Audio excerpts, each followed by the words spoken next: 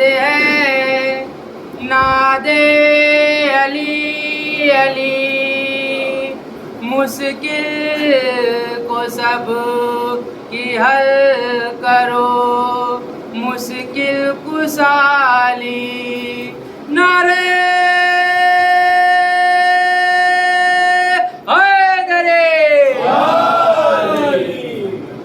اللہ وبرکاتہ الفاتحہ۔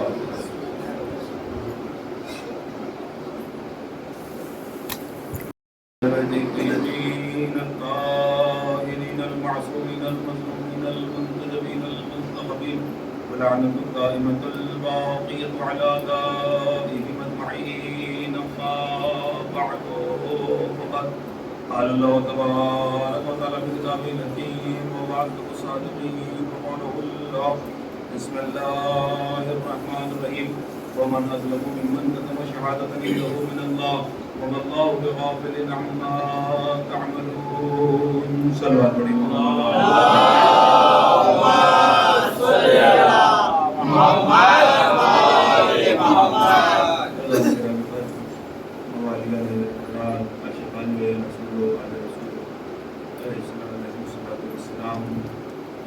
اس سے پہلے بیان کا آغاز کیا جائے، ایک مرتبہ سورہ نمل 3 مرتبہ سورہ اخلاص کی قرأت فرما کر مرحوم مقبول معراج حسین ابن اختر علی مرحوم کی روح کو ایصال کریں۔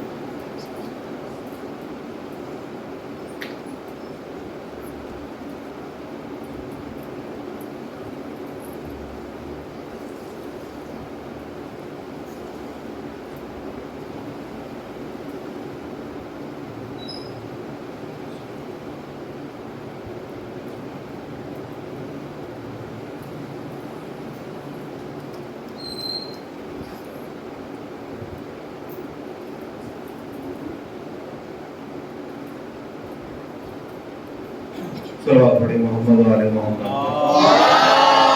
اللهم صل على محمد وآل محمد۔ عاشقان رسول و آل رسول، جب سے فلک پر 1445 ہجری کا یہ چاند نمودار ہوا ہے، آپ حضرات و حسینہ و علیہ کی صداؤں کے ساتھ فرش غم پر، فرش مجلس پر، فرش عزا پر تشریف لا رہے ہیں اور اپنی محبت، اپنی الفت اور اپنی انسیت کا اظہار کر رہے ہیں۔ عزیزوں، اس چاند نے نکل کر محبت کے دعویٰ کرنے والوں اور محبت کرنے والوں کو الگ کر دیا۔ جو دعویٰ کرنے والے تھے وہ نئے سال کی مبارکباد میں لگے ہوئے ہیں، اور جو محبت کرنے والے ہیں وہ فرش حسین پر آ گئے ہیں۔ حضرات محترم، کل میں نے آپ کے سامنے عرض کیا تھا، آج بھی گفتگو وہیں سے آغاز کروں گا کہ جی صاحب، اذان ہوئی، کسی کو کہنے کی ضرورت نہیں، کسی کو بلانے کی ضرورت نہیں، نہ بھنڈاری آواز لگائے، نہ خادم آواز لگائے، نہ ملازم صدا لگائے کہ نمازیوں آ جاؤ، نماز کا وقت ہو گیا۔ ادھر اذان ہوئی، جو نمازی ہوگا، بہت توجہ چاہتا ہوں، جو نمازی ہوگا وہ آواز اذان پہ دوڑتا ہوا چلا آئے گا، اسے بلانے کی ضرورت نہیں ہوتی ہے۔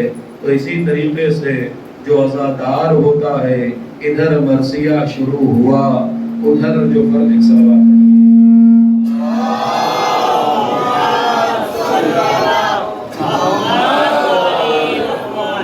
جو عزادار ہوگا اس کو بلانے کی ضرورت نہیں ہے، آواز دینے کی ضرورت نہیں ہے، ادھر مرثیہ شروع ہوا۔ جیسے وہاں نمازی مصلی عبادت پر پہنچ جاتا ہے، ویسے ہی عزادار فرش عزا پہ چلا آتا ہے۔ اور عزیزان محترم، عجیب مرحلہ ہے، ہم اور آپ حسین اور نماز پہ گفتگو کرتے ہیں، حسین اور نماز، حسین اور نماز۔ بات بری لگے تو معاف کرنا، چھوٹا بھائی سمجھ کے، بڑا بھائی سمجھ کے، مولانا سمجھ کے، جو چاہو وہ سمجھ کے معاف کرنا۔ لیکن اگر اون پارٹیاں میں اور زندگی کی بہت بڑی بات حوصلے کے ساتھ اس لیے پڑھ رہا ہوں کہ جی صاحب مجھے آپ کی محبتوں پہ یقین ہے، اس لیے یہ بات پڑھ رہا ہوں کہ بھائی حسین اور نماز پہ گفتگو ہوتی ہے میں وہ گفتگو تو نہیں کروں گا کہ جس اب نماز افضل ہے یا حسین افضل ہے، کون بہتر ہے کون کمتر ہے، یہ سب احمقوں کی بحثیں ہیں، جاہلوں کی بحثیں ہیں، ان بحثوں پہ تو میں پڑھتا نہیں۔ لیکن ایک چیز میں آپ سے سوال کرنا چاہتا ہوں، بڑی تکلیف ہوتی ہے، بڑے بڑے مرکز پہ پڑھا، بڑی بڑی جگہوں پہ گیا، مجھے یہ بتائیے کہ اگر کوئی نماز پڑھ رہا ہو اور وہ چاہے کہ میں جماعت میں نماز پڑھتا رہوں اور نماز کے ساتھ ساتھ تسبیح بھی پڑھتا رہوں، محترم میں نے کوئی بات کہی ہے بھائی، یہ کیا ممکن ہے کہ نماز پڑھتا رہوں اور ساتھ میں تسبیح بھی پڑھتا رہوں؟ کہ لگے آپ کی نماز نہیں ہو سکتی، کیوں نہیں ہو سکتی؟ کہ اگر نماز پڑھ رہے ہو تو نماز پڑھو۔ تو عزیزان محترم اسی طریقے سے اگر تم مجلس میں آئے ہو تو پھر پوری طریقے سے مجلس میں بیٹھو۔ بھائی یہ آپ جو سبحان اللہ یا الحمدللہ یا اللہ اکبر یا سبحان اللہ کی جو تسبیح پڑھ رہے ہیں نا، تو عزیزان محترم آپ تسبیح پڑھیں، بالکل پڑھیں، لیکن عزیزان محترم یہ کیسے ممکن ہے کہ آپ مجلس بھی سن رہے ہو اور ساتھ میں تسبیح بھی پڑھ رہے ہو؟ جیسے نماز کے ساتھ آپ تسبیح نہیں پڑھ سکتے ہیں، ویسی طریقے سے جی صاحب اگر آپ مجلس میں آئے ہیں تو پھر مجلس بھی ہو رہی ہے، نماز بھی ہو رہی ہے، مجلس بھی ہو رہی ہے، دعائیں بھی ہو رہی ہے، تو یا تو مجلس ہو جائے یا پھر عبادات ہو جائے۔ صلوات پڑھے محمد والے محمد، یہ بھی تو عبادت ہے، یہ بھی عبادت ہے، ایسا نہیں کہ عبادت نہیں ہے۔ عبادت سے منع نہیں ہے، انکار تسبیح سے انکار نہیں ہے، لیکن ہر چیز کا ایک وقت ہے، ایک محل ہے عزیزان محترم، تو ہر چیز اپنے وقت اور محل پہ ہو۔ اگر ماتم ہو رہا اور آپ تسبیح لے کے کھڑے ہو جائیں عزیزان محترم کیسے ماتم کر پائیں گے؟ تو اسی طریقے سے اگر مجلس کے اندر بیٹھے ہوئے ہیں، ٹھیک ہے آپ تسبیح پڑھیں، تسبیح کا کوئی انکار ہی نہیں ہے، لیکن ہر چیز کا موقع اور محل ہے، ہمیں اس چیز کو سمجھنا ہوگا۔ ایک صلوات پڑھے محمد والے محمد۔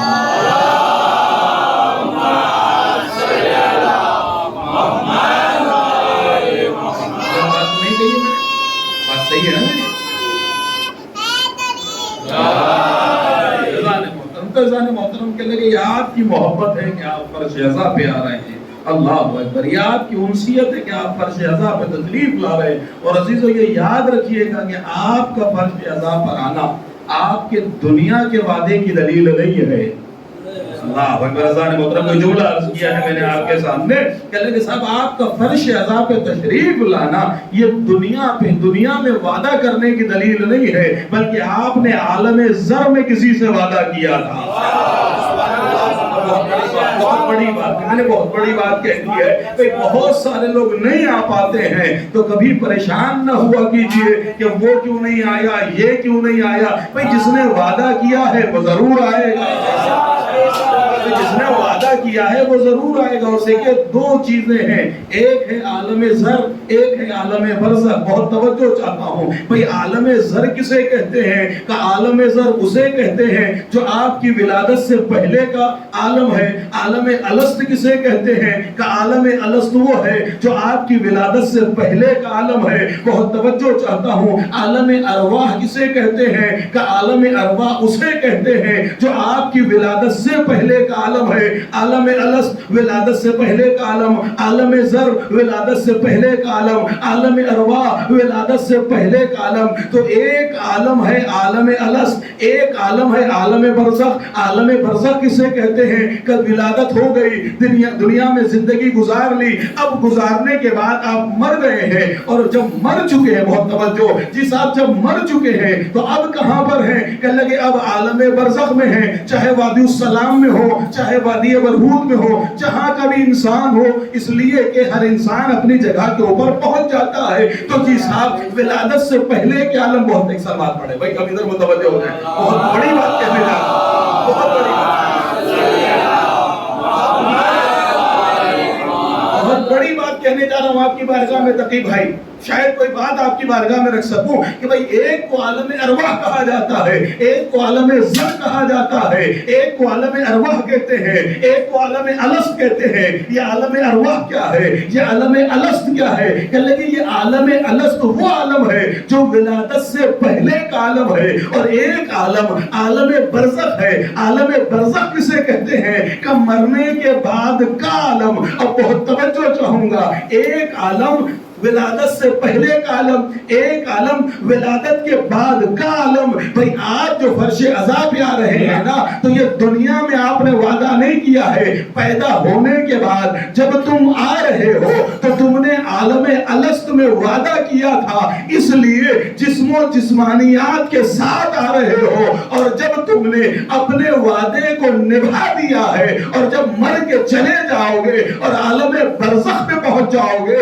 تو تمہاری روح کو اجازت ملے گی کہ تم فرش عزا پہ آ جاؤ۔ تو یہ یاد رکھنا، فرش عزا پہ وہی روح آ سکتی ہے کہ جس نے زندگی میں فرش عزا پہ بیٹھا ہو۔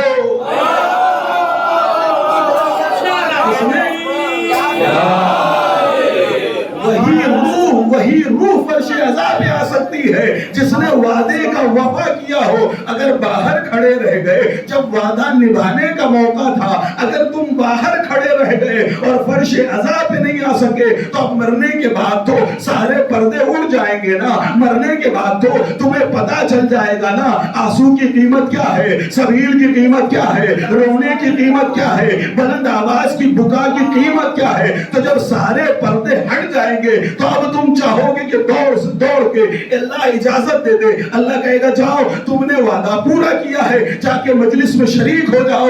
اللہ اکبر۔ اب جیسے ہی مجلس میں شریک ہونے کے لیے تمہاری روح پہنچے گی تو فرشتے دروازے پہ کھڑے ہوں گے، دیکھیں گے کہ یہ وہی تو ہے جب زندہ تھا، وعدہ نبھانے کا موقع تھا تو باہر کھڑا رہتا تھا۔ اللہ اکبر۔ فرشتے گیٹ کے باہر تیری روح کو روک دیں گے کہ جب زندگی میں نہیں آتا تھا تو وہ پردہ اٹھنے کے بعد بھی نہیں آنے دیں گے۔ پردہ اٹھنے کے بعد بھی آنے نہیں دیں گے۔ اللہ اکبر۔ اور اگر زندگی میں آ رہا تھا، زندگی میں پہنچ رہا تھا تو روحوں کو اجازت ملتی ہے کہ وہ فرش عزا پہ آ جائے۔ بہت توجہ اور یاد رکھیے گا، جب غیب کا معاملہ، بہت بڑی بات کہہ جاؤں گا، بہت توجہ چاہوں گا، بڑی قیمتی باتیں ہیں۔ دیکھیے یہ ایسی باتیں ہیں کہ گھنٹوں گھنٹوں ذاکر خطیب عالم سوچتا رہتا ہے، تب یہ باتیں ذہن میں آتی ہیں اور مومنین کے حوالے کی جاتی ہیں کہ جی صاحب جب تک عالم غیب ہوتا ہے، بہت توجہ، جب تک عالم غیب ہوتا ہے اس وقت تک جنت 2 درہم میں ملتی ہے، لیکن جب پردہ اڑ جاتا ہے تو پوری حکومت ایک طرف ہوتی ہے۔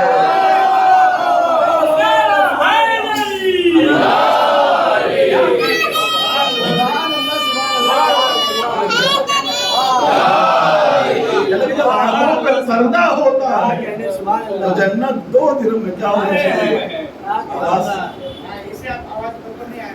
برابر نہیں آ رہی ہے، اس کو تھوڑا سا پیچھے کر دیتا ہوں۔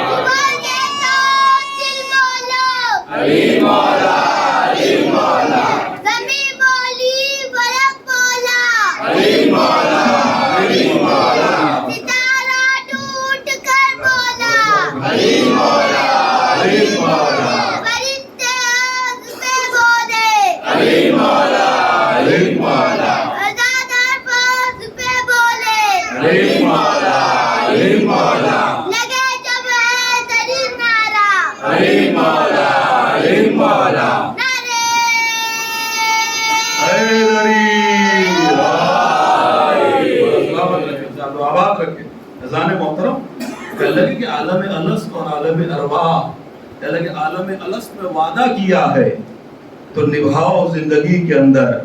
اگر یہاں پہ تم نہیں آؤ گے، وعدہ نہیں نبھایا ہے۔ اور عزیزو یاد رکھیے گا، اللہ نے سب سے زیادہ اگر مخلوقات میں کسی کو خلق کیا ہے تو اسے فرشتے کہا جاتا ہے۔ سب سے زیادہ اللہ نے فرشتوں کو خلق کیا ہے، اور روایتیں یہ کہتی ہیں کہ فرشتے فرش عزا پہ آ کے بیٹھتے ہیں۔ اگر آپ نے 9:30 کا ٹائم لکھ دیا ہے تو وہ 9:30 پہ تشریف لے آتے ہیں۔ مومنین آئیں یا نہ آئیں، فرشتے ضرور آ جاتے ہیں۔ اور روایت میں دکھاؤں گا کہ جس آپ فرشتے جب مجلس کر کے عرش پہ جاتے ہیں نا، اذان بہت توجہ کہ جب عرش کی جانب جاتے ہیں تو دوسرے فرشتے حیران ہو جاتے ہیں۔ بھئی جنت میں جنت کی خوشبو ہے نا، جنت کی خوشبو کیسی خوشبو معلوم ہے آپ کو؟ کہ جنت کی خوشبو ایسی خوشبو ہے، روایات میں احادیث میں آپ نے سنا ہوگا کہ 100 سال کی مسافت سے جنت کی خوشبو سونگھی جا سکتی ہے. 100 سال کی مسافت. کیا مطلب 100 سال کی مسافت؟ کہ 100 سال کی مسافت کے 100 سال تک آپ سفر کرتے رہے. اب بتائیے کہاں پہنچیں گے آپ؟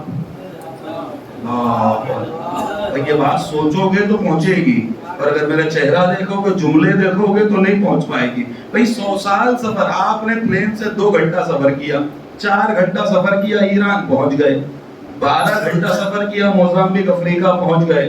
بھئی 16 17 24 گھنٹہ سفر کیا آپ کناڈا پہنچ گئے. بھئی کہاں 24 گھنٹے کے سفر میں کہاں 7 سمندر پار پہنچ گئے. صرف 24 گھنٹے کا سفر کیا. اب آپ کو 100 سال کا سفر کرنا ہے. اور اللہ اکبر، یہ تو ہم نے اور آپ نے پلین بنایا ہے، اس لیے ہم اور آپ اپنی سواری کی رفتار دیکھ رہے ہیں، لیکن وہ اللہ کی سواری اللہ جانے. بھائی شبیر بھائی ذرا جاگے خدا کے لیے. بھائی وہ اللہ کی سواری اللہ جانے.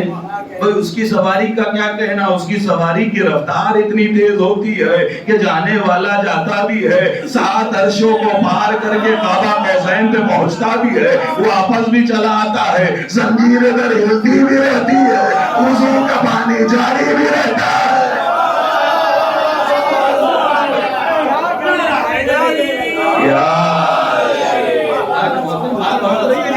دیکھیں بڑی قیمتی باتیں رکھوں گا انشاءاللہ آپ کے سامنے. جو 1.5 سال کا گیپ ہے نا، اس کو پورا کر کے جانا ہے اس ذکرے کے اندر. کہ اللہ کہ جی صاحب یہ جو سواری ہے نا، یہ ہماری اور آپ کی سواری ہے. جو میں نے کہا 24 گھنٹے میں کناڈا چلے گئے اور لندن چلے گئے، افریقہ اور موزمبیق چلے گئے، یا 6 گھنٹے 12 گھنٹے میں آپ بمبئی پہنچ گئے، تو ہماری سواری ہے. بھئی یہ سواری اللہ تو یوز نہیں کرے گا نا.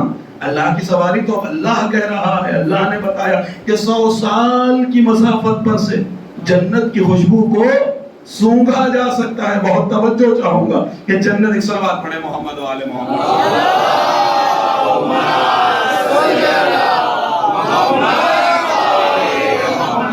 اور بلند ترین صلوات پڑھے محمد و آل محمد.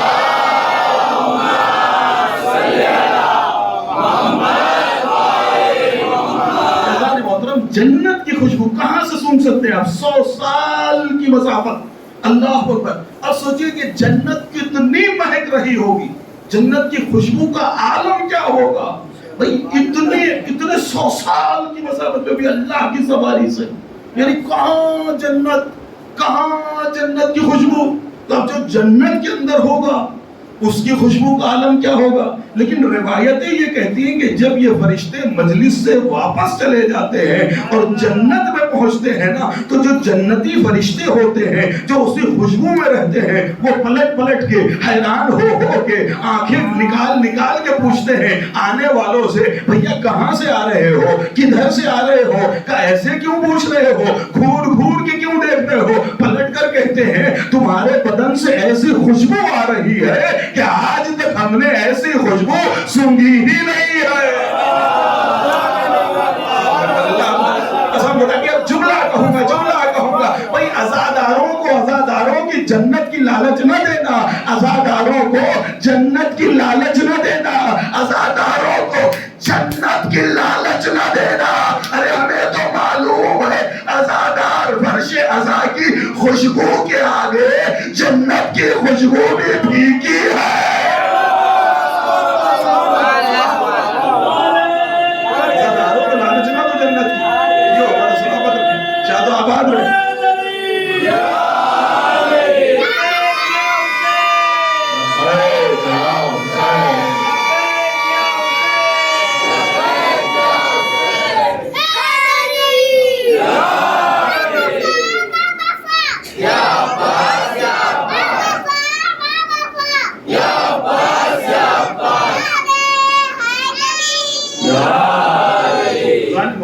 جنت کی لالچ نہ دینا، نہ جنت سنانے لگنا جنت میں یہ ہے یہ ہے یہ ہے یہ ہے. اللہ اکبر. ملتا رہے جنت میں. کہاں جنت کے کھانے، کہاں فرش عزا کا تبرک. محترم بہت توجہ چاہتا ہوں صاحب. دیکھیے ایک کھانا آپ کروڑوں میں بنائیں، لاکھوں میں بنائیں، ہزاروں میں بنائیں، ایک کھانا اپنے مہمان کے لیے بنایا، بہت توجہ چاہتا ہوں، یہ کھانا اپنے مہمان کے لیے بنایا، 1,00,000 روپے کی لاگت سے بنائیں، 10,000 کی لاگت سے لگائیں، لیکن ہوتا کیا ہے کہ کھانے کو مہمان تک لانا پڑتا ہے۔ میں کچھ کہنا چاہ رہا ہوں، بھئی کھانے کو مہمان تک لانا پڑتا ہے، لیکن قسم خدا کی جو فرش عزا پہ آنے کے بعد تبرک ملتا ہے نا، اس کی قیمت یہ ہے کہ تبرک لایا نہیں جاتا ہے، انسان تبرک تک جاتا ہے۔ قسم خدا کی یہ تبرک اتنا عظیم ہے جو فرش عزا فرش عزا سے متصل ہو گئی ہے۔ لہذا بس ایک بات عرض کر کے واپس اپنے موضوع کی جانب آؤں، ورنہ اسی جانب میں چلتا چلا جاؤں گا۔ کہنے کے ساتھ تبرک کتنا عظیم ہے یہ تبرک۔ ابھی میرے چھوٹے بھائی نے میں نے دیکھا کہ نظر لے کر آئے، نیاز لے کر آئے۔ اذان محترم کتنی ہی مہنگی مٹھائی ہو صورت میں وہی 1,000 سنا ہے میں نے، مجھے معلوم نہیں ہے، ہمیں قاضی بھائی بتایا کرتے تھے کہ بھئی 1,000 2,000 روپے کلو کی مٹھائی ملتی ہے، کہ 1 کلو 2,000 اور 3,000 کی مٹھائی۔ بہت توجہ چاہتا ہوں، بھئی 3,000 کی مٹھائی ہو یا 4,000 روپے کلو کی مٹھائی ہو، بہت توجہ، جب تک وہ حلوائی کی دکان پر ہے مٹھائی کہلائے گی۔ لیکن آپ نے 10 روپے کی شکر خریدی، بہت توجہ، 10 روپے کی شکر، بھئی 3,000 کی مٹھائی اگر باہر گر جائے، سڑک پہ گر جائے، مجھے بتائیے کوئی اس میں سے ایسا ہے اتنا سا مٹھائی کا ٹکڑا گر گیا کوئی اٹھا لے اس کو؟ کوئی اٹھائے گا؟ اللہ کہ باہر سڑک پہ پڑی بھی مٹھائی کو کوئی نہیں اٹھائے گا۔ ہمیں کہا 3,000 روپے کلو ہے، اللہ کہ ہوتی رہے، زمین پہ گر گئی ہے تو گر گئی ہے، لیکن قسم خدا کی بھئی آپ نے 10 روپے کی شکر خریدی، 20 روپے کی سوجی خریدی اور 10 روپے کا گھی لیا اور اس کو بنایا اور بنا کے مولا کی بارگاہ میں لا کے رکھ دیے اور اس پہ نظر مولا کا نام دے دیا، بھئی 3,000 کی مٹھائی گر گئی، آپ نے نہ اٹھایا نہ اس کو دیکھا، لیکن یہ 30 روپے جس پہ مولا کا نام لے کے نظر مولا کہہ دیا گیا۔ کہنے لگے کہ یہ حاضری جمعرات ہے نا، جب یہ حاضری ہوگی نا، کہنے لگے یہ 30 روپے کی مٹھائی جیسے ہی گری فوراً آپ نے ادب کے ساتھ اٹھا لیا۔ چھوٹے چھوٹے بچے میں دیکھتا ہوں کہ ادب سے اٹھا لیتے ہیں، یہ بچے کیوں اٹھا رہے ہیں؟ کہنے لگے یہ حاضری ہے۔ اللہ اکبر، بہت بڑا جملہ دینے جا رہا ہوں، یہ حاضری ہے۔ عزیزو یاد رکھیے گا، جو غذا ان کے گھر سے منسوب ہو جاتی ہے اس کی قیمت یہ ہو جاتی ہے۔ بہت توجہ چاہوں گا کہ صاحب رزق بانٹنے والا کون ہے؟ کہ رزق بانٹنے والا میکائیل ہے۔ ساری دنیا کو جو رزق بانٹتا ہے اسے میکائیل کہتے ہیں، لیکن میکائیل جس دہلیز سے روٹی لے جاتا ہے اسے در اہل بیت کہتے ہیں۔ یہاں سے منسوب ہو جاتا ہے نا، پھر اس کی قیمت اتنی بڑھ جاتی ہے۔ یہ جو فرشتے آئیں، یہ فرشتے کون ہیں؟ یہ فرشتے کون ہیں؟ کہ لگے ان فرشتوں کے اندر جبرائیل، میکائیل، اسرافیل، یہ سب آئے ہیں روٹی لینے کے لیے۔ میکائیل کون ہے؟ کہ لگے جو دنیا کو روٹی بانٹتا ہے۔ اللہ اکبر، وہ یہاں پہ آیا اور آ کے کیا مانگ رہا ہے؟ کہ روٹی دے دو۔ میکائیل تجھے کیا ضرورت ہے روٹی کی؟ تو دنیا کو روٹی بانٹتا ہے۔ پلٹ کر آواز دے گا کہ شاید تمہیں معلوم نہیں ہے، یہیں سے ملتا ہے تبھی تو بانٹتا ہوں۔ دھیرے دھیرے بڑی بڑی باتیں میں آپ کے سامنے اس طرح مجھے پہنچنا ہے اپنی منزل کی جانب، اور کچھ باتیں بہت قیمتی آپ کے سامنے عرض کرنی ہے کہ وَمَنْ أَظْلَمُ مِمَّنْ كَتَمَ شَهَادَةً عِندَهُ مِنَ اللَّهِ، کہ اس سے بڑا ظالم کون ہوگا کہ جو اللہ کی جانب سے آئی ہوئی گواہی کو چھپا دے۔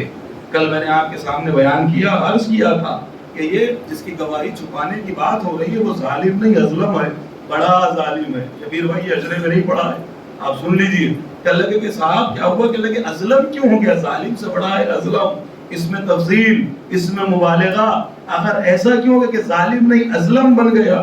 کہ لگے اس گواہ کی قیمت کو تو دیکھو، یہ کتنا بڑا گواہ ہے، جس کی گواہی تم جیسے چھٹ بھئیے چھپا رہے ہو۔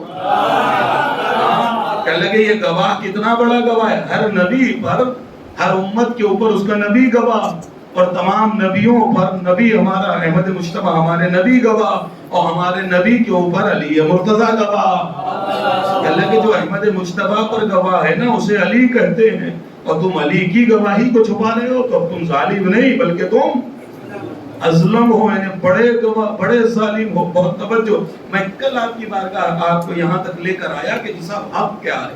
अगर याद होगा आपको कि मैंने कहा था कि नबी ने इरशाद फरमाया अल हक़ मा अली वल अली मा अल हक़, कि हक अली के साथ है, अली हक के साथ है।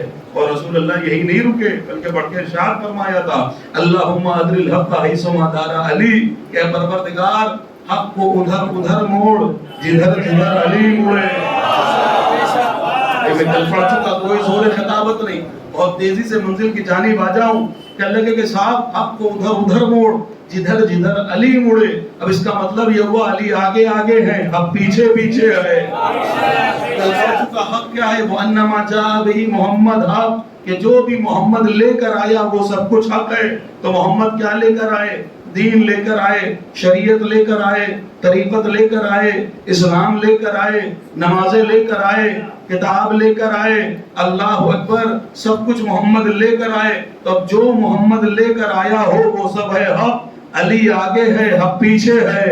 अली आगे नमाज पीछे, अली आगे रोजा पीछे, अली आगे हज पीछे, अली आगे है दीन मुस्तफा पीछे है। अल्लाह अकबर। कल मैंने आपके सामने कहा था कि साहब हर वली, उनकी एहतराम, उनका इज्जत हमारे सर आंखों के ऊपर, लेकिन आप जितने भी वलियों की हिस्ट्री पढ़ेंगे उसमें यही लिखा नजर आएगा कि जी साहब बड़े दीनदार, बड़े नमाजी, बड़े पाबंद, सिराते मुस्तकीम पर चलने वाले।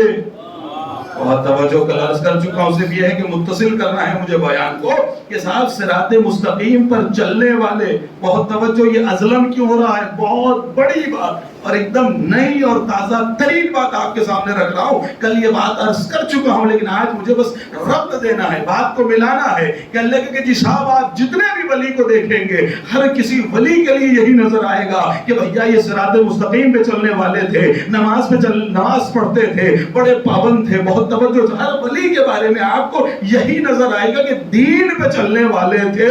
लेकिन किसी वली के लिए ये कोई कहता हुआ नजर नहीं आया कि ये दीन है। हर वली के लिए यही कहा गया कि दीन पे चलने वाला है, लेकिन किसी वली को दीन नहीं कहा गया। लेकिन सुल्तानुल औलिया ख्वाजा अजमेरी ने क्या कहा था? दीन अस्त हुसैन। मंजिल पे पहुंच गया। कल यही से बात मेरी मुड़ी थी, मैं मंजिल पे आपको ले आया, मुझे लाना चाहिए था 10 मिनट के बाद, लेकिन बहुत टाइम हो गया। कहने के साथ दीन अस्त हुसैन, क्या कहा कि हुसैन दीन है। बहुत तवज्जो, हुसैन दीन है। ये गवाही को छुपाने वाला अज़लम क्यों है, इसको समझिएगा। और साबित करने जा रहा हूं रसूल अल्लाह की हदीस कि रसूल ने कहा अली आगे आगे है, दीन पीछे पीछे है। अली आगे आगे है, दीन पीछे पीछे है। सुल्तानुल औलिया ने क्या कहा? दीन अस्त हुसैन, दीन अस्त हुसैन, दीन हस्त हुसैन। जितने भी वली नजर आए, हर वली दीन पर चलता हुआ नजर आया, दीन पर गामज़न नजर आया, लेकिन वाहिद हुसैन है कि जिसे सुल्तान औलिया ख्वाजा अजमेरी ने कहा था दीन अस्त हुसैन। अब मुझे बताइए हुसैन किसके रास्ते पर चला? तो हुसैन चला है अली के रास्ते पे। तो ये हुसैन नहीं चल रहा था बल्कि दीन चल रहा था अली के रास्ते पे। तो मुझे कहने दो कि जब हुसैन यजीद जैसे की बैअत नहीं कर सकता तो फिर अली मुर्तज़ा।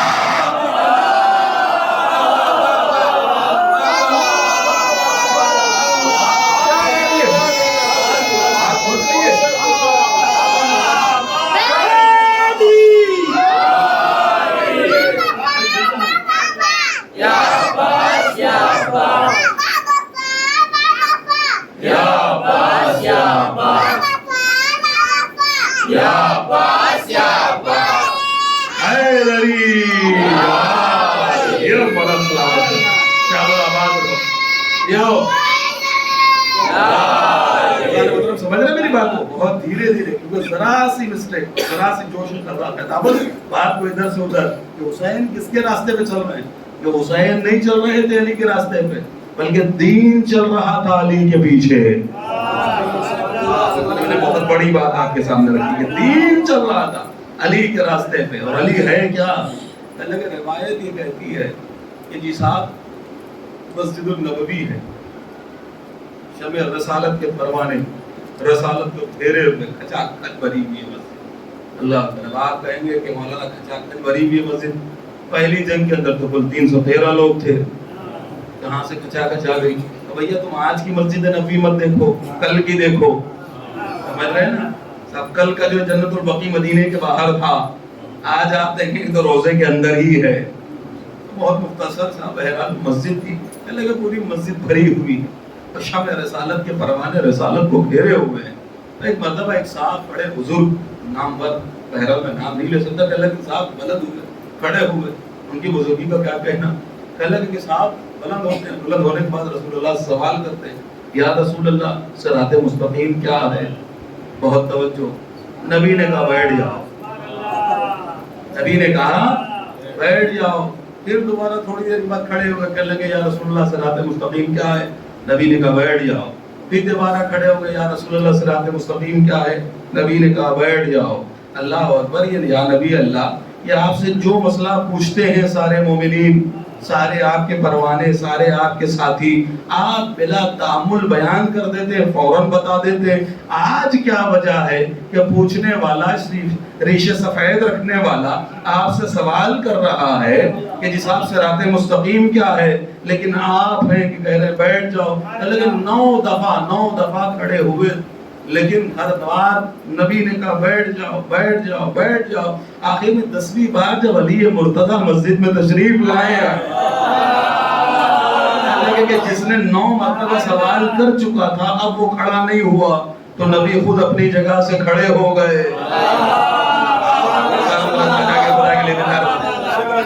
میں جانتا ہوں ایسا تو نہیں ہے کہ میں چیخوں گا تبھی آپ بولیں گے.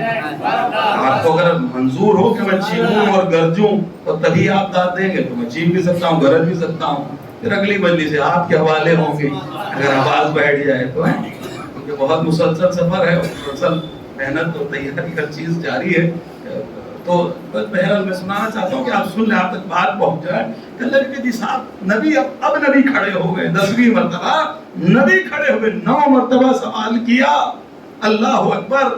لیکن 9 مرتبہ رسول اللہ نے کہا بیٹھ جاؤ بیٹھ جاؤ بیٹھ جاؤ. لیکن جب 10ویں مرتبہ علی تشریف لائے تو ایک مرتبہ نبی نے چہرہ دیکھا, لیکن وہ اب کھڑے نہیں ہوئے, انہوں نے سوال نہیں کیا. سمجھ گئے نا,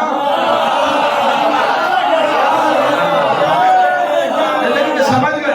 رسول اللہ نے دیکھا, چہرے کو دیکھا, اللہ اکبر. جب چہرے کو دیکھا تو ایک مرتبہ کھڑے نہیں ہوئے. جب خود کھڑے نہیں ہوئے, رسول اللہ کھڑے ہو گئے, اور کھڑے ہونے کے بعد کہا کہ آپ بتائیے کیا پوچھ رہے تھے, آپ کا سوال کیا ہے. بہت احتیاط کے ساتھ. ایک مرتبہ جب رسول اللہ نے پوچھا تو بیان کرنا پڑے گا. ایک مرتبہ کھڑے ہوتے ہیں, کھڑے ہونے کے بعد کہتے ہیں یا رسول اللہ صراط مستقیم کیا ہے. صراط مستقیم کہتے کسے ہے. جیسے انہوں نے سوال کیا, رسول نے اپنے بغل میں کھڑے ہوئے علی مرتضیٰ کو سرتا پیر دیکھا, مسکرانا شروع کیا, لبوں پر مسکراہٹ آئی, نگاہیں بھر کر علی مرتضیٰ کو دیکھا اور ایک جملہ کہا ھذا صراط مستقیم. یہی علی تو صراط مستقیم ہے جو اس کے راستے پہ چلا, وہ صراط مستقیم پہ چلا. جس نے اس کو چھوڑا وہ صراط ظالمین پر پہنچا.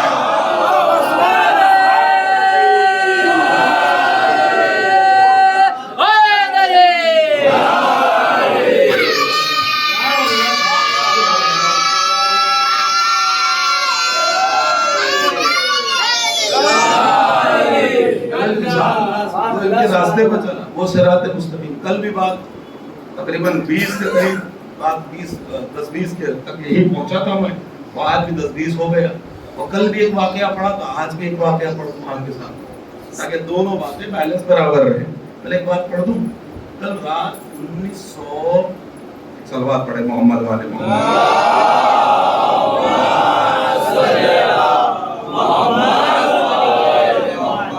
اس چیز کو لکھا نہیں ہے چونکہ مطالعہ کر رہا تھا رات, جہاں تک چونکہ ریکارڈنگ ہو رہی ہے, بات اگر ذرا سی بھی غلط ہو جائے تو آدمی کا, آج کل تو شارٹ کلپوں کا دور چل پڑا ہے نا, ذرا سا کچھ ہوا کہ بھئی مولانا نے حوالہ غلط دے دیا, اما سن بھی غلط پڑھ دیا. ہوتا ہے نا کہ کوئی اگر بات ٹھیک پڑھا لیکن سن غلط پڑھ گئے, ہے نا. تو چونکہ لکھی نہیں ہے یہ بات, اس لیے 1985 یا 83 ایسی کچھ ایک مجلہ ہے, 1985-83 میں لکھا ہوا. اس مجلے کے اندر جی صاحب آج کل ایک بل پاس ہوا ہے, آپ کو پتا ہوگا صاحب, صحابہ کی اگر کوئی توہین کرے تو اس کو واجب القتل اور سزا، قتل کی سزا آپ نے دیکھا ہوگا، آج کل بڑے چرچے میں ہیں۔ تو عزیزو یہ آج سے نہیں چل رہی ہے کوشش، یہ 1983 اور پتہ نہیں سن یاد نہیں ہے، کل انشاءاللہ آپ کو سن بتا دوں گا تاکہ کوئی مسئلہ نہ کھڑا ہو جائے اللہ کے ساتھ۔ لیکن یہ بات بہرحال ہماری رات کی ولادتوں سے غالباً شاید پہلے کی بات ہے، ہاں اتنی پرانی بات ہے، اس وقت سے یہ چلتا چلا آ رہا ہے کہ اگر کوئی توہین کرے تو اس کو یہ کر دو، یہ کر دو۔ اس کے اندر ایک اتنی بڑی بات لکھ دی انہوں نے، رات کم سے کم آدھی گھنٹے تک تو بے چین رہا کہ کیا کہہ دیا۔ اس دن سے آج تک بل پاس نہیں ہو پایا ہے، اب بل پاس ہوا ہے جا کے۔ آپ دیکھیں، بہرحال جن کو معلومات ہے، جنہیں نہیں معلومات اس سے پوچھ لیجیے گا، میں کون سے بل کی بات کر رہا ہوں، ریکارڈنگ ہے۔ حالات ایسے نہیں ہوتے کہ ہر چیز کھول کے بیان کی جائے، تو بہرحال میں سمجھ بتا رہا ہوں آپ کو، جن تک بات پہنچ گئی۔ اللہ کے ساتھ اتنے سالوں سے بل پینڈنگ میں تھا لیکن اب تک کوئی پاس نہیں کروا پایا تھا۔ یہ ناصبی جو خارجی جن کو کہیے اہل بیت علیہ السلام کے دشمن ہیں، بل پاس نہیں کروا پائے تھے، لیکن اب بل پاس تو ہو گیا۔ ایسا نہیں مطلب انہوں نے اتنی بڑی بات لکھی، انہوں نے کہا کہ تمہیں تو ہمارا شکریہ ادا کرنا چاہیے، اگر ایک ایک مومن کے دل میں میری بات پہنچ جائے تو قسم خدا کی تمہاری تقدیر کو سلام کرو اور اپنی ماں کو گھر پہ جا کے اس کے قدموں کا بوسہ دے دینا۔ جو بات میں پڑھنے جا رہا ہوں، کل رات تقریباً 3:30 4 بجے بات میں نے پڑھی ہے، اس کے بعد نیند نہیں آ رہی تھی، کروٹیں بدل رہا تھا کہ اتنی بڑی بات لکھی اور اتنی بڑی بات نے اتنے سالوں سے بل کو روک رکھا تھا، وہ جو انہوں نے جوابات دیے تھے۔ اب میں آپ کے سامنے کبھی یہ بند ہوں گے نا، تب آپ کے سامنے پورا پڑھوں گا، اگر آپ چاہیں گے تو کل وہ مجلہ لے کے آتا ہوں، اس کے چند سوالات ہیں، ان کو بند کیا جائے گا، کھڑکیاں بند کی جائے، وہ سوالات پڑھ کے آپ کو سناؤں، آپ کی عقلیں دنگ ہو جائیں۔ سن لیجئے، کہنے لگے، وہ کہتے ہیں، انہوں نے دلیل دی نا، دلیل دے رہے ہیں وہ دلیل یہ دے رہے ہیں کہ تمہیں تو ہمارا شکریہ ادا کرنا، تم سے مراد سمجھ گئے؟ یہ بھی کھول کے بولوں، تمہیں تو بھائی جو اس پار ہے وہ حسینی ہے، ابھی جملہ نہیں پہنچا، یہ جو اس پار ہے وہ حسینی ہے۔ بھائی عباس نے جو نشان کھینچا تھا نا، اسد حیدری صاحب ہے، اسد حیدری صاحب سے کسی نے پوچھا کہ بھائی جو عباس نے نشان کھینچا تھا کیا وہ نشان مٹ گیا ہے؟ پلٹ کر اسد حیدری نے جواب دیا تھا کہ اگر تیرے بیٹے نے کھینچا ہوتا تو نشان مٹ جاتا۔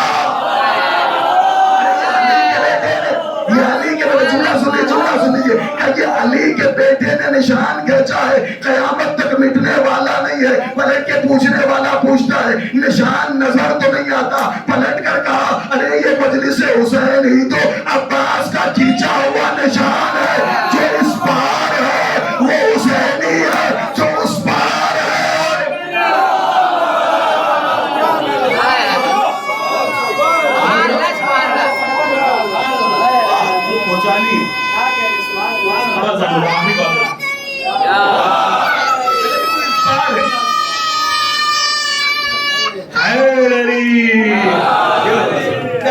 کیا ہوگا جو اس پار ہے وہ حسینی ہے۔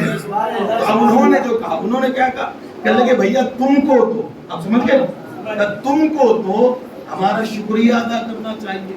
وہ کہے کے لیے شکریہ ادا کرنا چاہیے کہ ہم اہل بیت علیہ السلام، اب میں اور آسان کروں جملوں کو، اور اس کو کہیے کوئی گنجائش نہ چھوڑو گریبان پکڑنے کی، کہ ہم قاتل علی مرتضی، قاتل حسن مجتبی، قاتل حسین غریب کربلا، بہرحال بہت احتیاط سے، بہت ایک لمحے کے لیے انسان سمجھے کہ لگے ہم جو برا کہتے ہیں اور بھی جو برے کی جو آپ الفاظ استعمال کرتے ہیں وہ نہیں، میں برا اور ہلکا ہاتھ رکھ رہا ہوں، کہ لگے جو کرتے ہیں تو تمہیں شکریہ ادا کرنا چاہیے ہمارا، کہ اگر ہم لوگ ان قاتلین کے اوپر، قاتلین امام حسین اوپر تک آپ پہنچیے گا، میں سے قاتلین امام حسین کہتا ہوں، کہ اگر ہم قاتلین امام حسین علیہ السلام پر لعنت نہ کرتے نا تو اللہ عذاب نازل کر دیتا۔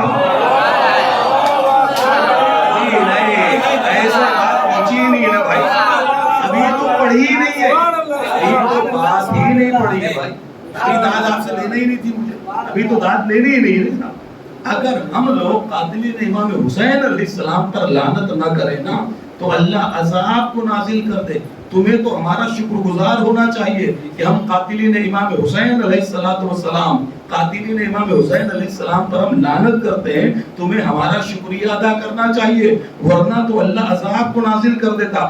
اب وہ دلیل قرآن سے دیتے ہیں، کہتے ہیں کہ پوری قوم سمود ہلاک ہو گئی۔ جناب صالح کی قوم کو قوم سمود کہا جاتا ہے۔ کہتے ہیں کیوں ہلاک ہوئی؟ کہ انہوں نے جناب صالح کی ناقہ، کہ جسے ناقۃ اللہ کہا جاتا ہے، سورہ والشمس پڑھتے ہو، وہ ناقۃ اللہ فکذبوها فعقروها وناقۃ اللہ، جو کچھ بھی ہے کہ اللہ کے ساتھ جو ناقۃ اللہ ہے نا، اس ناقۃ اللہ کو ذبح کر دیا تھا۔ اور عذاب کیوں آیا؟ کہ پوری قوم ناقۃ اللہ کے ذبح پر راضی تھی، تو اللہ نے پوری قوم کا ایسا صفایا کر دیا کہ قوم سمود میں آج کوئی بھی باقی نہیں ہے۔ اگر قوم سمود ناقۃ اللہ کے قتل پر ساری قوم راضی رہتی ہے تو اللہ عذاب کو نازل کر دیتا ہے۔ اگر ان معصومین کے قتل پر تمہارے ساتھ ہم بھی راضی رہتے اور لعنت نہ کرتے۔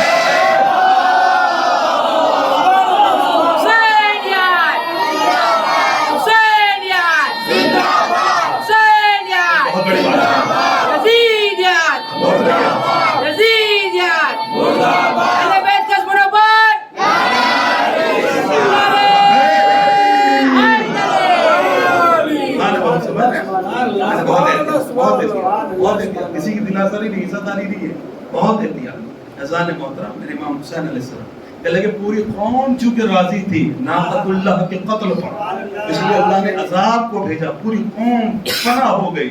ذرا سوچو تو صحیح، اگر صالح کی قوم ناقۃ اللہ کے قتل پر راضی رہے تو اللہ عذاب نازل کر دیتا ہے۔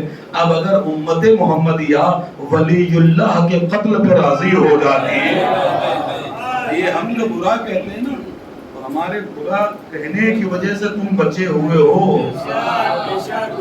یاد رکھنا۔ بہت بڑی دلیل دی تھی انہوں نے، اگر آپ کہتے تو وہ لے جاؤں گا، پورے بہت زیادہ بڑا مجلہ نہیں ہے، شاید ایک آدھ دو مجلس پہ ختم ہو جائے گا، بڑی قیامت کی باتیں انہوں نے کہی اس کے اندر۔ آپ پڑھ رہا تو میں دیکھ رہا تھا تو دروٹے بدل رہا تھا، کیا بات، کیا دلیل ہے، کیا استدلال ہے، قسم خدا کی۔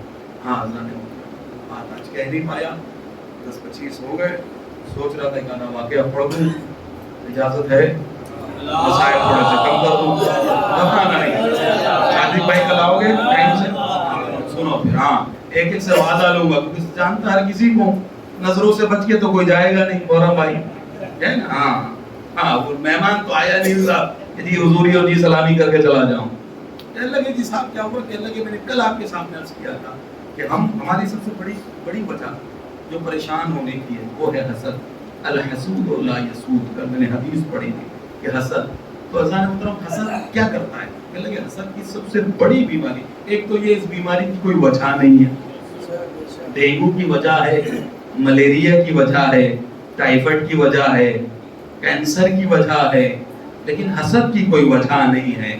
یہ بغیر وجہ کے ہو جاتا ہے، اور جس کو یہ ہو جاتا ہے تو وہ پھر انسان سے نہیں لڑ پڑتا ہے، وہ خدا سے لڑ بیٹھتا ہے۔ اسے ہو جاتا ہے نا کہ وہ انسان سے نہیں، بھائی محمد بھائی سے جلنے لگو کہ ان کے بعد ڈیزائر کیسے آ گئی، تو بھیا ان کی کیا حیثیت کے لے پاتے ہیں؟ اللہ نے دی ہے تو انہوں نے خریدا ہے، تو اس کا مطلب میں ان سے نہیں چل رہا ہوں، میں خدا سے لڑ بیٹھا ہوں کہ تو نے کیوں دیا۔ اور عزیز و یاد رکھیے جب یہ حسد کی بیماری بڑھتی ہے تو انسان، میں نے کل کہا تھا نا کہ محمد بھائی کل نہیں تھے اس لیے آج بتا دوں ان کو کہ ہوں تو نہیں کھاؤ بنتا نہیں کھاوا جاتا، ہوں تو نہیں حل بنتارا ہی نہیں حلوا ہے نا۔ تو جب یہ بیماری آ جاتی ہے انسان کے اندر تو ہوتا کیا ہے، انسان پھر برائیاں، اس کے اندر سے کہ برائیاں جو انسان کے اندر پائی جاتی ہے نا، انسان غیبتوں میں لگ جاتا ہے، اس کی برائیاں آشکار کرنا شروع کرتا ہے۔ یہ حسد کے بعد سارے مراحل حسد سے شروع ہوتے ہیں، چھوٹے چھوٹے چھوٹے چھوٹے چھوٹے چھوٹے، پھر ایک منزل کمال پہ انسان پہنچ جاتا ہے، یعنی گناہوں کے دلدل میں، جس کو کہیے کہ گناہوں کا بادشاہ بن جاتا ہے جب یہ حسد کا آغاز ہوتا ہے۔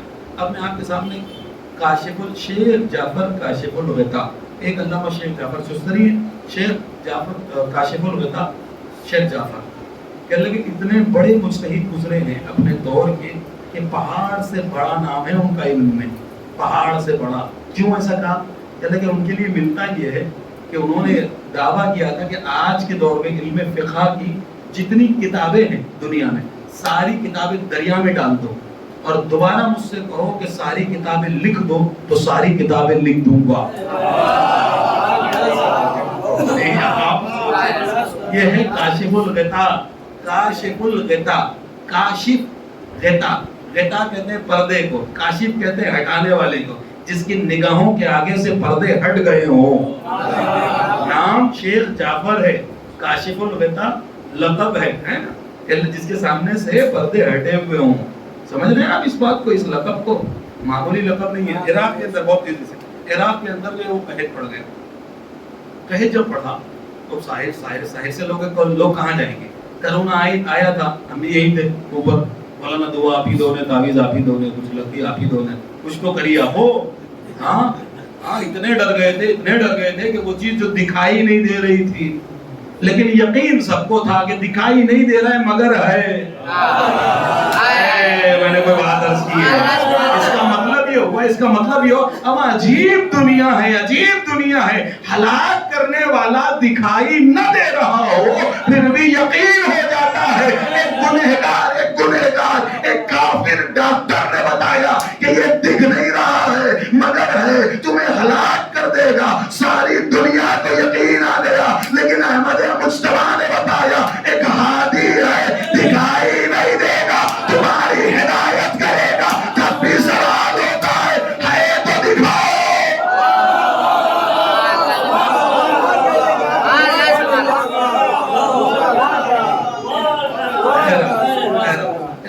وقت گنجائش نہیں ہوتی کبھی. بس بیٹا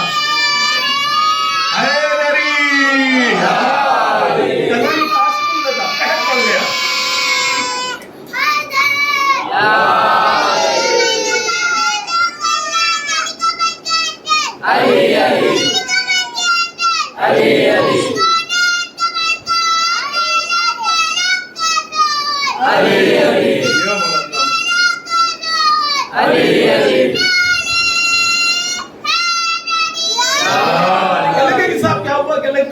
قحط پڑ گئے عراق کے اندر, سارے پہنچ گئے سرکار کے پاس.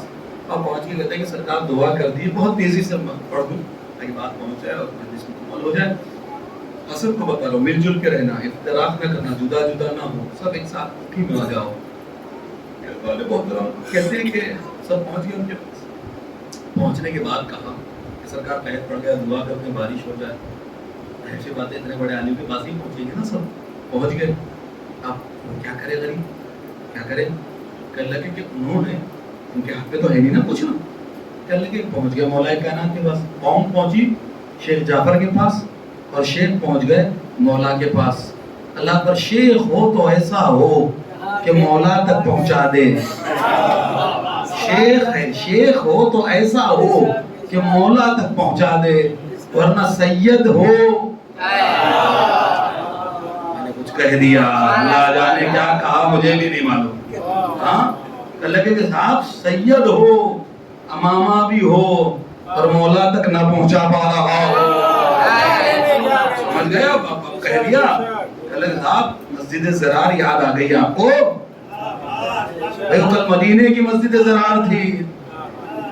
ہاں اما بھیا اگر شیعہ اتنے ہی برے ہیں تو تم شیعہ ہو کیوں؟ چھوڑ دو ہمیں. بھائی اگر دوسرے اتنے پسند ہے غیر المادری ہم کو کہہ لگے کاشف الغطا لیجئے صاحب. انہوں وہ مولا کے پاس پہنچ گئے. پہنچنے کے بعد پکڑ لی جالی تو مولا قحط آیا ہے, سارے مومنین میرے پاس آئے, میں مرجع تقلید ہوں, مجتہد ہوں, مولا کچھ کرو, مولا کچھ بتا دو. اور جالی پکڑ کے رونا شروع کیا. مولا سے گفتگو کر رہے ہیں.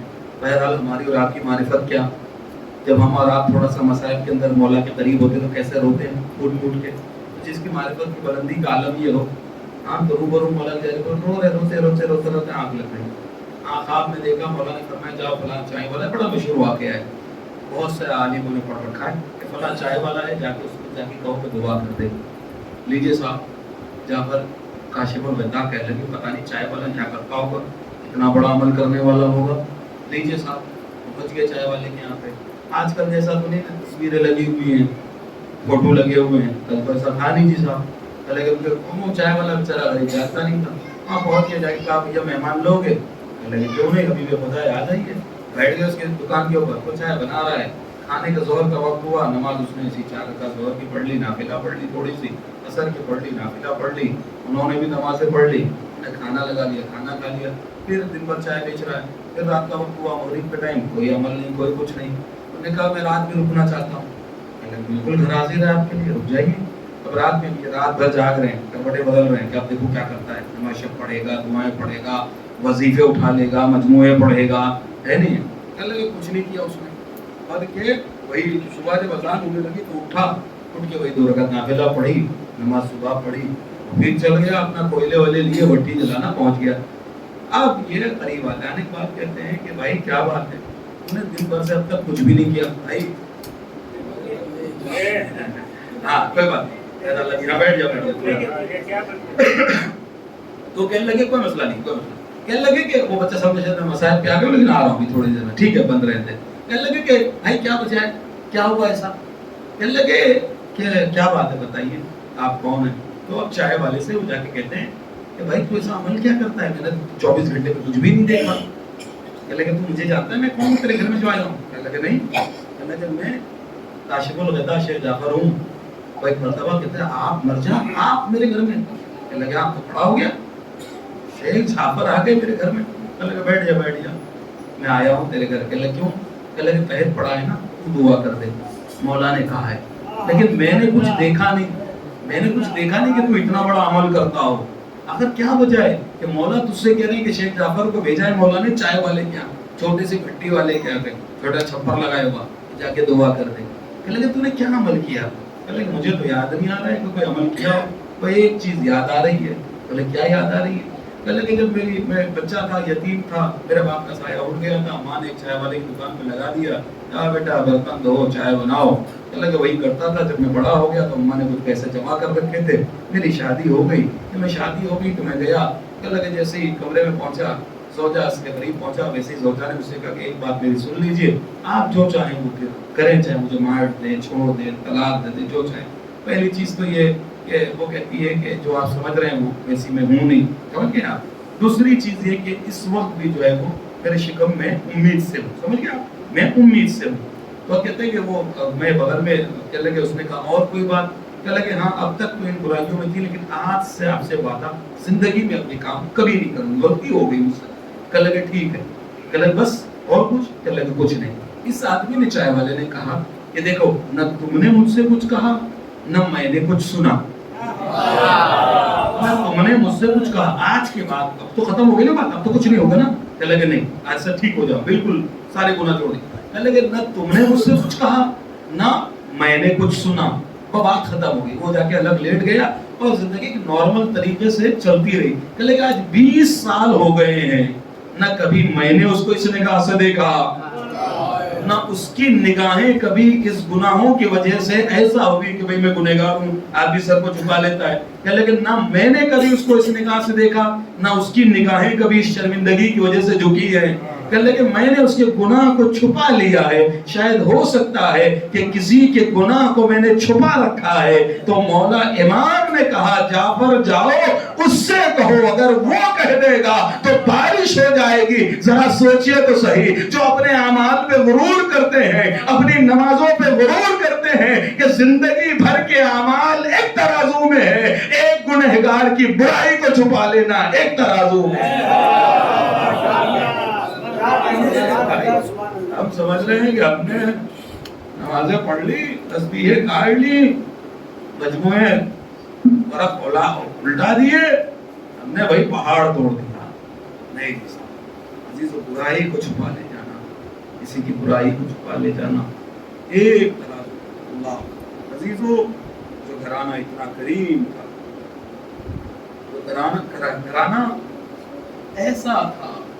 اللہ عزیز و زیارت عاشورہ کے اندر پڑھتے ہیں کہ اللہ جب سجدے کے اندر دعا پڑھتے ہیں, سجدے کی دعا ہے, اس دعا کے اندر آپ یہ پڑھتے ہیں, اللہ ایک جملہ ہے رونے کے لیے, قیامت تک کے لیے کافی ہے.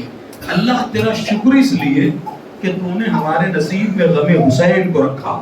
پہلا جملہ, اللہ تیرا شکریہ اس لیے کہ تو نے غم حسین میرے نصیب میں رکھا ہے. لیکن شکوہ, دوسرا جملہ یہ کہ شکوہ اس لیے کہ جن کے اتنے مراتب تھے انہوں نے ایسے ظلم سہے ہیں. اللہ اکبر ذال محترم، میں نے جملہ پڑھا اللہ سے شکوہ، شکریہ اس کا کہ ہم غم حسین میں روتے ہیں، شکوہ اس بات کا کہ جو ایسے تھے انہوں نے اتنے ستم دیکھے۔ آج شب جمعہ ہے، اللہ اکبر۔ ہاں عزیزوں ایک روایت پڑھے دیتا ہوں، جبکہ تفسیر بعد میں پڑھنا چاہیے لیکن آج پڑھے دیتا ہوں کیونکہ آج شب جمعہ ہے۔ مطابقت کر رہی ہے روایت کہ شام میں جب یہ قافلہ پہنچا ہے اور زندان میں جب یہ قافلہ پہنچا ہے نا، تو شام کی ایک فیملی کا دستور یہ تھا، جب بھی نوچندی جمعرات آیا کرتی تھی کہ لگے امام حسین علیہ السلام کی سلامتی کی نظر دلایا کرتے تھے۔ ایک مرتبہ جب یہ قافلہ اسیر ہوا تو ایک مرتبہ شوہر گھر میں آتا ہے اور آنے کے بعد کہتا ہے اے زوجہ آپ کی نوچندی کو جو سلامتی حسین کی نظر دلائے گی وہ اسلام کے کسی اور یتیموں میں غریبوں میں تقسیم نہ کرنا، بلکہ میں ایسے زندان میں قیدی دیکھ کے آ رہا ہوں کہ ایسے قیدی میں نے زندگی میں کبھی نہیں دیکھے ہیں۔ ارے وہ قیدی ایسے تھے جن کے چہرے پہ تماچوں کے نشان موجود ہے۔ ایک بچی کو دیکھا جس کے ہونٹ پپڑائے ہوئے ہیں، جس کے کانوں میں خون جمع ہوا ہے، اللہ اکبر، جس کا دامن جلا ہوا ہے۔ کہنے لگے اب کی بار کی نظر ہم زندان شام پہنچائیں گے، لیجئے شب جمعہ لیجئے۔ نوچندی جمعرات آ گئی، سلامتی حسین کی نظر تیار ہو گئی۔ ایک مرتبہ نظر لے کر چلے، زندان کے دروازے پہ پہنچے، لیجئے زندان بان نے دروازہ کھولا۔ ایک مرتبہ امام سید سجاد کے آگے وہ شخص بڑھا، مولا نے فرمایا اپنی زوجہ سے کہے اندر اہل حرم میں چلا جائے، تو میرے پاس ٹھہر جا۔ لیجئے صاحب زوجہ وہ کشت لے کے آگے بڑھ گئی، جناب زینب کے سامنے کشت کو رکھ دیا اور کہتی بی بی آپ بھی کھائیے، اپنے بچوں کو بھی کھلائیے۔ جناب زینب نے سوال کیا اے آنے والی یہ بتا یہ کھانا کیسا ہے، کہیں صدقہ تو نہیں ہے؟ ارے ہمارے رسول پہ صدقہ حرام ہے۔ میں نے جملہ پڑھ دیا کہ ہمارے رسول پہ صدقہ حرام ہے۔ اللہ اکبر۔ ارے اہل بیت پر کیسے ستم توڑے گئے، کیسے ستم ڈھائے گئے کہ جب یہ قافلہ بازار کوفہ سے شام سے گزر رہا تھا نا، لوگ صدقے کی کھجوریں پھینک رہے تھے۔ اللہ اکبر۔ ارے جن پر صدقہ حرام ہو ان پر صدقے کی کھجوریں پھینکی گئی۔ ختم کر دیا میں نے مسائل کو، چند جملے رہ گئے۔ روایت یہ کہتی ہے بیوی سے فرمایا آپ بھی کھائیں، اپنے بچوں کو بھی کھلائے۔ کہ بتا یہ کیسا کھانا ہے، کہیں یہ صدقہ تو نہیں ہے نا؟ کہ نہیں بی بی ایسا نہ کہو، یہ صدقہ نہیں ہے۔ کہ پھر یہ کیا ہے؟ کہ یہ سلامتی حسین کی نظر ہے۔ اللہ اکبر۔ جیسے ہی حسین کا نام سنا، ارے زینب کو کربلا یاد آ گئی کہ کربلا میں میرا بھائی حسین ارے 3 دن کا بھوکا اور پیاسا، ارے شمر کا کند رنجار، میرے حسین کا سوکھا گلا۔ میرے بھائی یاد آ گیا، فوراً سوال کر لیا کس حسین کی بات کرتی، کون سا حسین؟ کہ میرا مدینے کا رہنے والا شہزادہ حسین، میرا آقا حسین، میرا مولا حسین۔ اللہ اکبر۔ حسین کی وجہ سے آج زندہ ہوں۔ کہ کس حسین کی بات کر رہی ہے؟ کہ مدینے میں میرا شہزادہ رہتا ہے۔ کہ اچھا حسین کے علاوہ بھی کسی اور کو پہچانتی ہے؟ کہ ہاں میری شہزادیاں رہتی ہیں، میری آقا زادیاں رہتی ہیں۔ اللہ اکبر۔ میرے آقا زادوں کی بہنیں رہتی ہیں۔ ایک مرتبہ زینب نے سوال کیا تیری شہزادیوں کا نام کیا ہے؟ آنے والی بگڑ گئی اور جو غصے میں کہتی ہے قیدی خاموش ہو جا، قیدی خاموش ہو جا۔ ارے کہاں نجس زندان، کہاں میری آقا زادیوں کا نام۔ اللہ اکبر۔ ایک مرتبہ زینب نے بالوں کو چہرے پر سے ہٹایا، اے آنے والی کا پہچانا، اب حسین کی سلامتی کی نظر نہ دلانا۔ ارے تیرا مولا، تیرا آقا، کربلا کی جلدی ریتی بات، 3 دن کا بھوکا پیاسا، شمر کا کند رنجر تھا، حسین کا سوکھا گلا تھا اور ضربے لگا رہا تھا اور میرا مولا آواز دے رہا تھا اما کبھی آواز بھیا۔ کبارہ ضربوں میں سرے سید مظلوم کاٹا، پہلی ضرب لگی آواز دی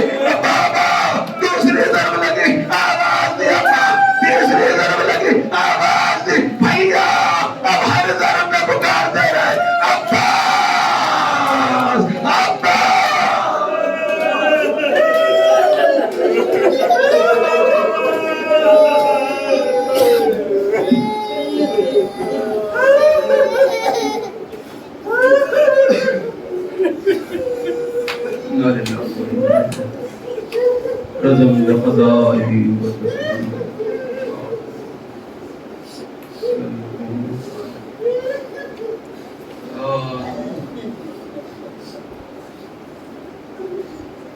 پروردگار ہمارے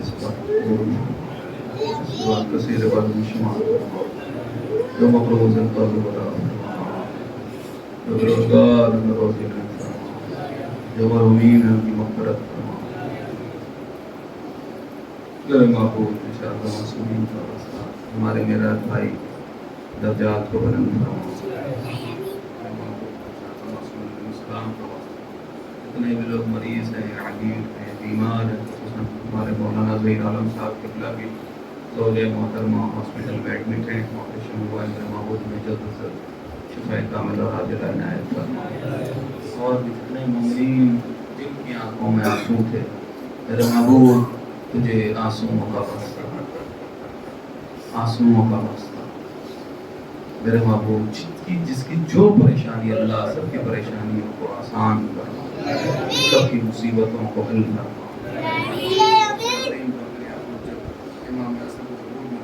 فرما ہم کو جعبان و سار شمار فرما انکا انت السمیع العلیم ایک مرتبہ سورہ ہم 3 مرتبہ سورہ اخلاق تلاوت فرما کر مرحوم معراج حسین ابن اختر علی مرحوم کے روح کو ارسال فرما